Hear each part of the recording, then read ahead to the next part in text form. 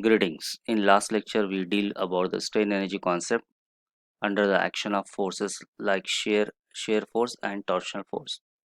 In today's lecture, we will be dealing with basic concepts or basic theorems of structural analysis. Let's start with the work done by a force.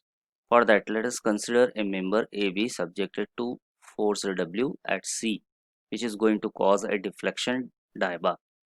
Let us picturize this one. Let us say A and B is there and it's going to supported by a knife edge, because I talk about simply supported beam here, having developing a reaction Ra and Rb at the ends. At the point C, within the span of the beam, there is a loading W. This loading is going to cause the deflection of the beam, which is amounting a value about diva. Now I want to know what a work done is being there during the deflection by this force. The work done by the force will be 1/2 of W into diva. This force is applied gradually. That's why we have to take the effect of this force as an average effect. That's why 1/2 of W into diva I will consider here the total work done. That's the force multiplied by the total displacement which has been caused by this force. Okay, now let us extend this concept for the case where there are two forces which are going to be playing on the span of the beam, and let us consider here the force W is going to cause a deflection of the beam.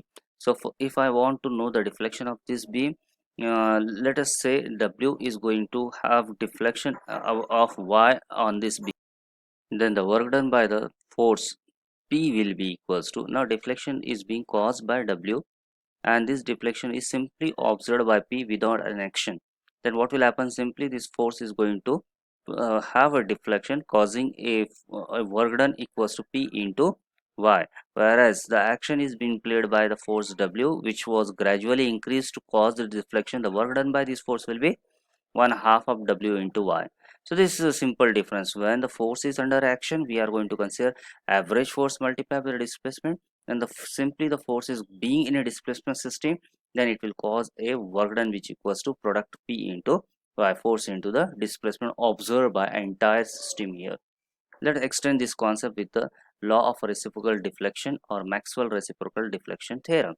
What the theorem says: in any beam or truss, the deflection at any point D due to load W at any another point C is the same as the deflection at C due to the same load W applied at D.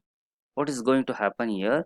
He says that if I am going to apply a force at a point D and I am going to observe the deflection at any other point C within the span, the deflection caused at this C will be same if I change the position of the loading.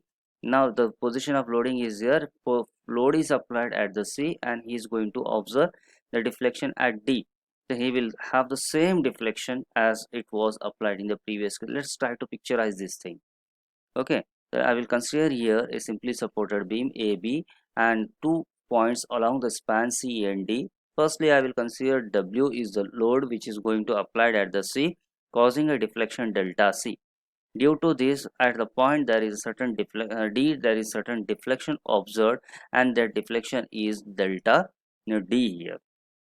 Okay, now what I will do, I will change the reversal of the action of the force here. Now I will say the force is being applied at W, which is going to cause a deflection here di by D, and due to this deflection the one more at point C there is a deflection observed. Let us say that deflection is di by C. According to the statement which has been given by Maxwell in his theorem, it says that the deflection observed at the point D and the deflection observed at the point C due to action of the load at any another point will be equal. So let us try to answer this concept with mathematical relationship.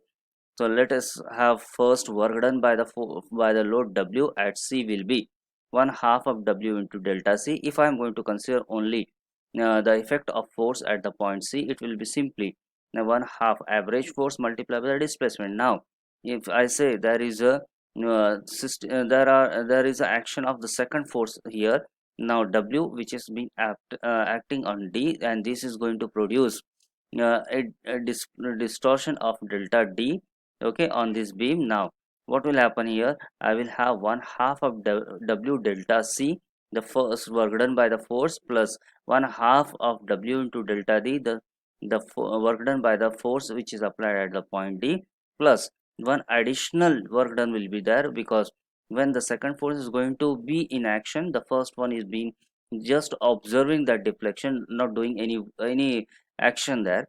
So it will be W into delta C. The work done due to the virtue of displacement will be W into delta diva C.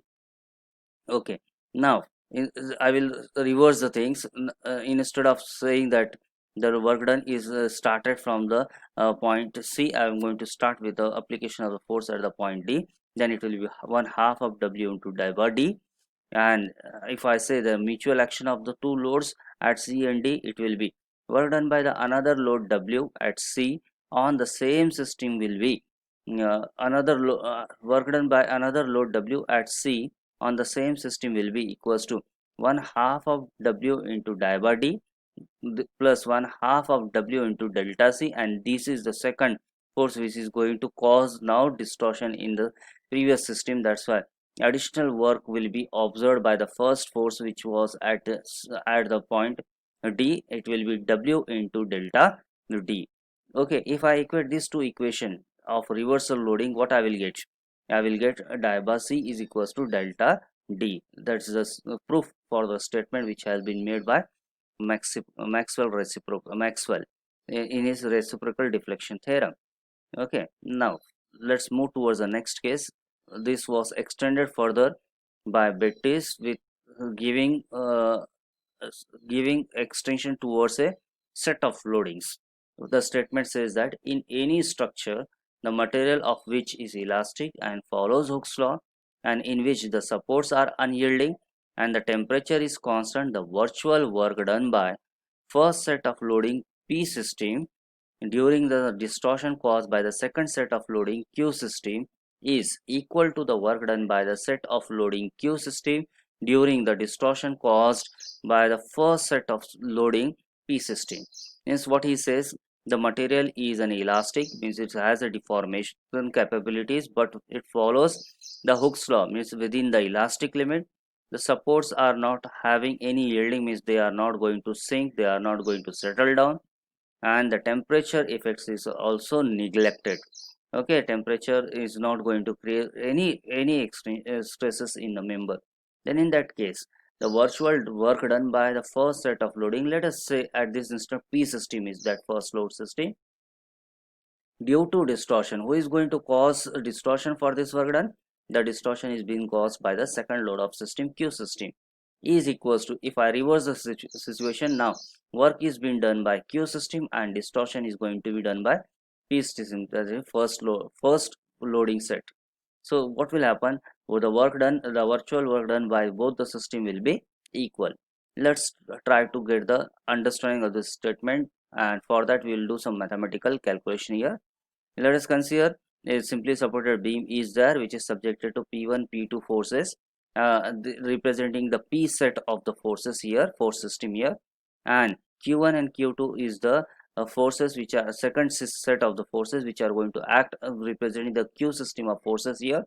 So P1, P2 forms P system of loading, Q1 and Q2 forms Q system of loading. Let us consider there are the distortion caused by these forces. Okay, the Q1 and Q2, the set force is going to cause a distortion equals to x1 and x2, whereas P1 and P2 forces is going to cause a distortion y1 and y2. So x1 x2 are the distortion caused by the Q system, and y1 y2, it should be y2 here, y2 are the distortion caused by the P system. Now let us see what is happening here mathematically. According to a statement, P1 into x1, P1 is the first set of forces, but the distortion is being caused by the second. So P1 into x1 plus P2 into x2 is work done by the forces with reference to distortion of the second set is equals to Q1 and y1. Y1 is the distortion caused by the first set of the forces. That's why P1 Q1 into y1 plus Q2 into y2. So mathematically, if I want to write this statement, it will be written in this format. Now let us try to prove it. For that, I am going to consider here the first P1, P2 set of forces here causing distortion y1 and y2, and then the second one q1 and q2, the q set of the forces which are going to cause distortion x1 and x2. Now we be the work done by the structure when the p system of the forces is being applied. So we under the action of p force of system will be 1/2 of p1 y1 plus 1/2 of p2 y2. Similarly, if I go for we dash, which is the work done on the structure when q system of forces is being applied, then it will be we dash will be 1/2 of q1 x1 plus 1/2 of q2 x2. Is this a work done by the q4 system? Now let the structure first be loaded with p system of forces, then work done by the structure is equals to, firstly if I am going to say the p system is being there, and under the action of this loading, uh, the work done will be equals to we, means only single p system is going to apply here. Now let us q system of the forces is being applied, then what will happen, the member will be subjected to additional distortion which is being caused by the q system of forces, and that distortion is the x1 and x2. Then the work done will be equals to 1/2 of p1 y1 plus 1/2 of the p2 y2 plus 1/2 of q1 x1 plus 1/2 of the q2 x2. This is the work done by p set of forces, this is the work done by the q set of the forces, plus additional work done by work done due to additional distortion for the p4 system. It will be p1 x1 plus p2 x2.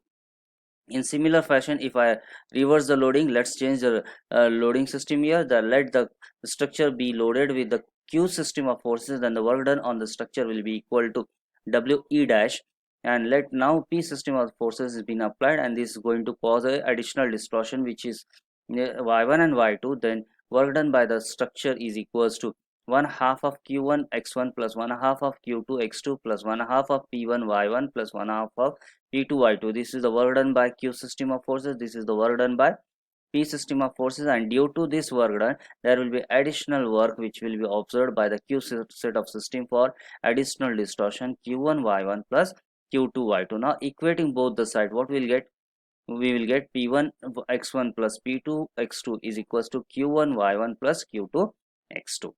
Okay, now we'll move towards one more statement or one more law here, that is said to be Castigliano's first theorem. According to this theorem, in any beam or truss subjected to any loading system, the deflection at a point R is given by the partial differential coefficient of the total strain energy stored with respect to the force PR acting at a point R in the direction in which the deflection is desired.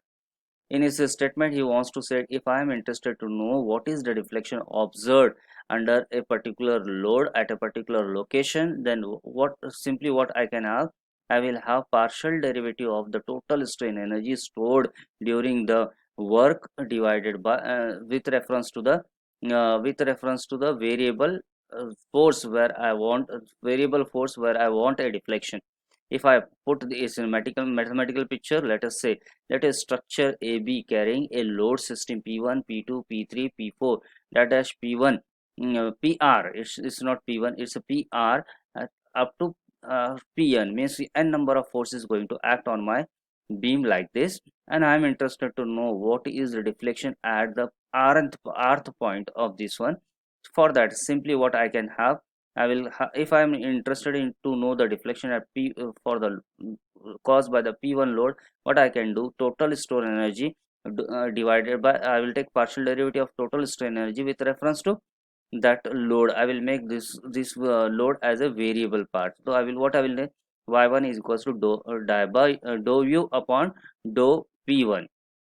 Here dou represents partial derivative of that particular. If I similarly I am interested in y2, so what I will get, y2 is equals to dou u upon dou p2, y3 dou u upon dou p3, and yn dou u upon dou p4, and yr dou u upon dou pr, which is the point of interest for me according to the statement. At any point where I am interested to know the deflection, what I will do, I will take the partial derivative of strain energy stored by that member with reference to the load, with respect to the load under which I am interested to know the deflection. Let's try to prove this with a extension. For that I am going to consider as a simple effect of P